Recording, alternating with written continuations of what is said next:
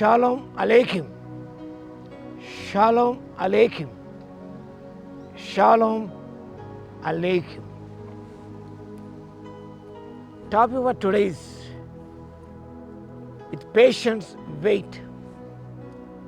With patience wait. సహనంతో కనిపెట్టుకొని ఉండటం. The text is from the Psalms 37 verse 7. 37వ కీర్తన 7వ వచనం. యెహోవా ఎదుట మౌనముగా ఉండి ఆయన కొరకు కనిపెట్టుకొనుము. తన మార్గమున వర్ధిల్ల వారిని చూసి వ్యసనపడకము.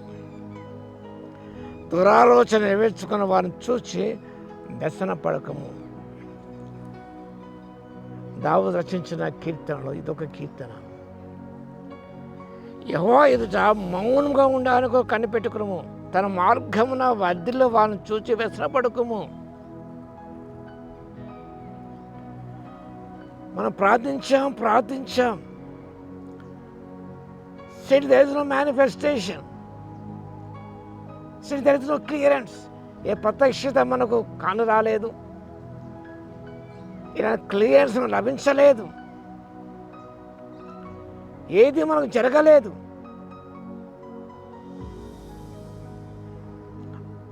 Are you tired of seeing nothing? ఏది జరగలేదు కాబట్టి నీవు విసిగి ఉన్నావా, వేసారిపోయి ఉన్నావా?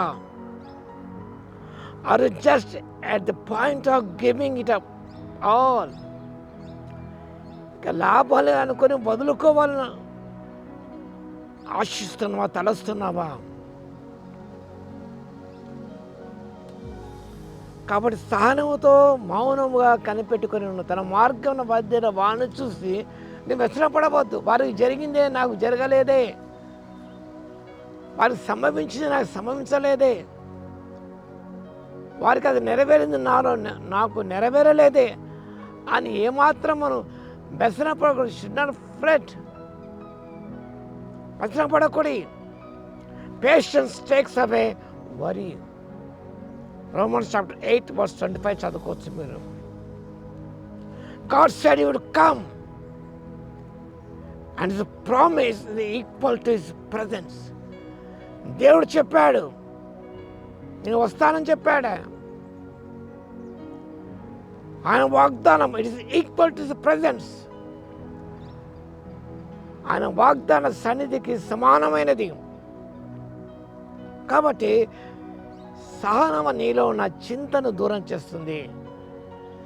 Patience takes away your weeping. సహనం నీలో దుఃఖాన్ని తొలగిస్తుంది. Feel sad and despondent. God knows our need better than you do. నువ్వు చేయదానికంటే దేవుడు సమస్యను దేవుడు కాబట్టి నీ సహనముతో మౌనంగా కనిపెట్టుకొని ఉండాలి. His purpose in waiting is to bring more glory out of it. దాని ద్వారా, ఆ సన్నివేశం ద్వారా, నీకున్న స్థితిగతుల ద్వారా దేవుడు మహిమనుందాలని ఆశిస్తున్నాడు. తాను చోట హృదయం నిలిచాడు. నువ్వు ప్రేమించిన లాజరు రోగి ఉన్నాడు. ప్రభు వెంటనే వెళ్ళలేదు. తానున్న చోట 2 దినము నిలిచాడు. ఈ దేవుని మహిమ కొరకు వచ్చి ఉన్నది. కాబట్టి జరుగుతున్న సంఘటన ద్వారా దేవుడు అందులో ఇంటర్వ్యూ కాకుండా ఆలోచన చేస్తున్నప్పుడు అది దేవుని మహిమ కోరిక విషయాన్ని మనం గ్రహించుకోవాలి. Patience takes away self work. నువ్వు స్వతహాగా చేసుకోవడానికి ఇష్టపడుతూ ఉంటావు, కానీ సాధనం అనేది ఆ సెల్ఫ్ ఎఫర్ట్ అనేది తొలగించి వేస్తుంది.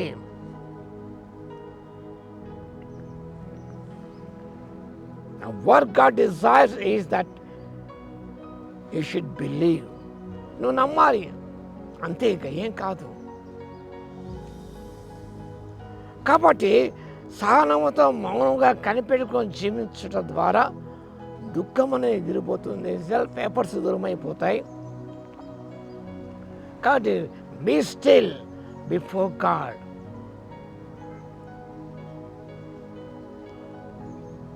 And fret not and getting angry. ఏమాత్రం వ్యసనపడవద్దు.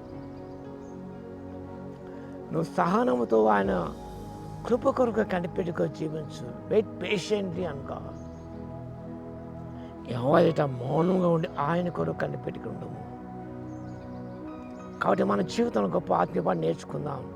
Let us wait patiently on God.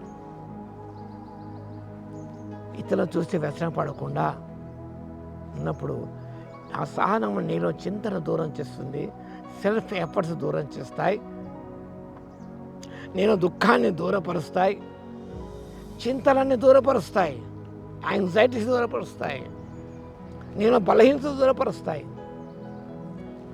సహనం ఎంతగానో మేలు చేస్తున్నాడు. సహనం కలిగి ముందుకు సాగిపోవడానికి, కనిపెట్టుకొని జీవించుకోవడానికి పరిశుద్ధాత్మ దేవుడి శక్తిని దయచును గాక. ఆమేన్. స్తుతికి పాత్ర మహోన్నత మీ స్తోత్ర తండ్రి. మీట మౌనముగా సహనంతో కనిపెట్టుకొని జీవించి దుఃఖాన్ని, చింతను, స్వప్రయత్నాలు అవన్నీ దాన్ని దూరం చేసుకుని మా ప్రభువా నమ్మి విశ్వసించి